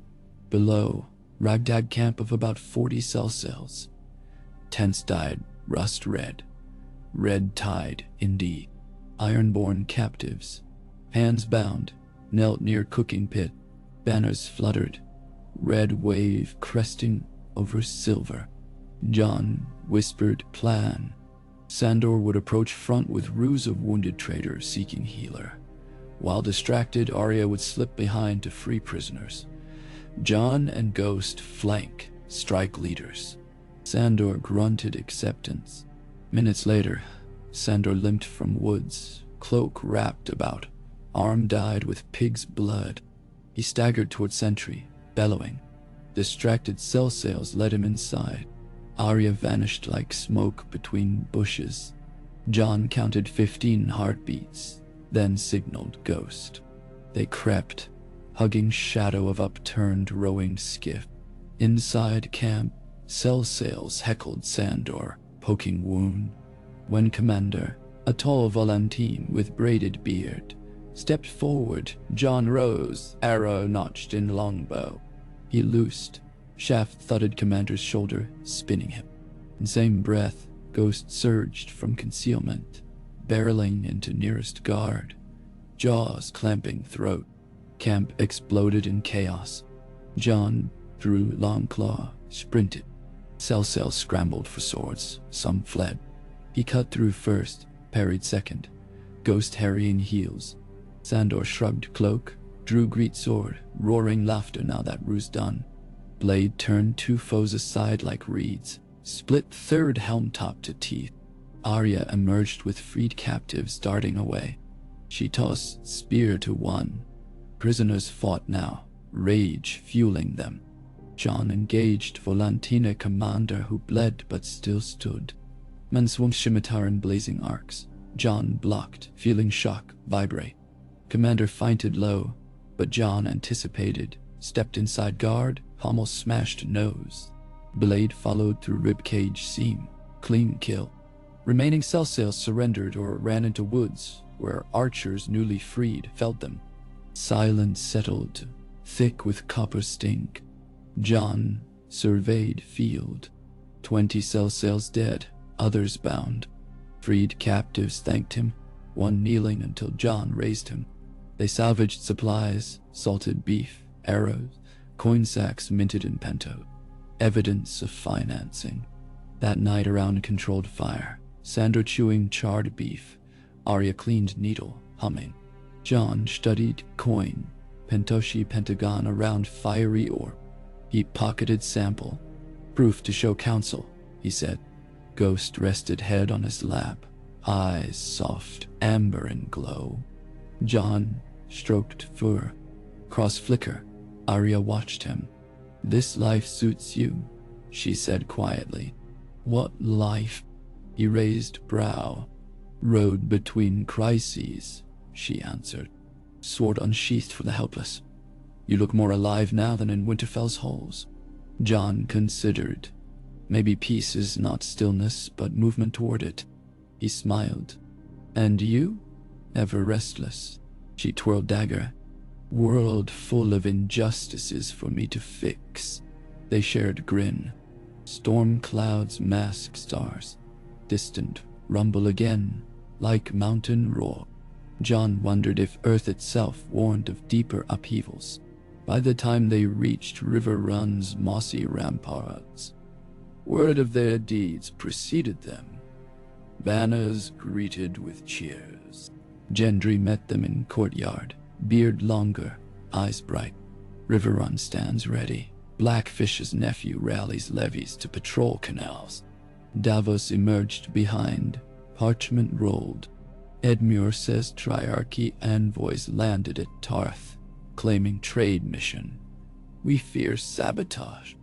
Jon dismounted, every muscle sore but spirit steady. We ride south again then. Tarth is key to Stepstone's passage. Must ensure no foothold gained. He clasped Gendry's shoulder. Ready your hammer and your tongue. Gendry answered. Together they entered Great Hall to plan. Edmure greeted with warm handshake and mention of fish stew. Dot. Maps spread again. Stepstones, Tarth, Stormlands, Gulltown. The wheel kept turning. They forged each spoke. That night, as candles guttered low, Jon slipped outside to River Run's riverbank. Water rushed, moonlight painting ripples silver. He inhaled damp earth scent. So much left to do. Triarchy, Pentoshi conspirators, Red Kraken remnants, crown vacuum. Yet every success, every village spared, proved possibility. He closed eyes, envisioning future, where barley fields swayed unburnt, where children walked roads without fear of banners above them, changing shape overnight. Footsteps approached. Gendry joined, silent for a moment. Remembered the duel? He asked softly. Every swing, Jon replied. I thought then we decided fate between us two. But fate bigger. The duel never ended. It just widened.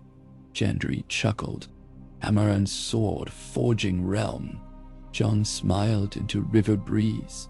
And will keep forging until steel rings across all lands.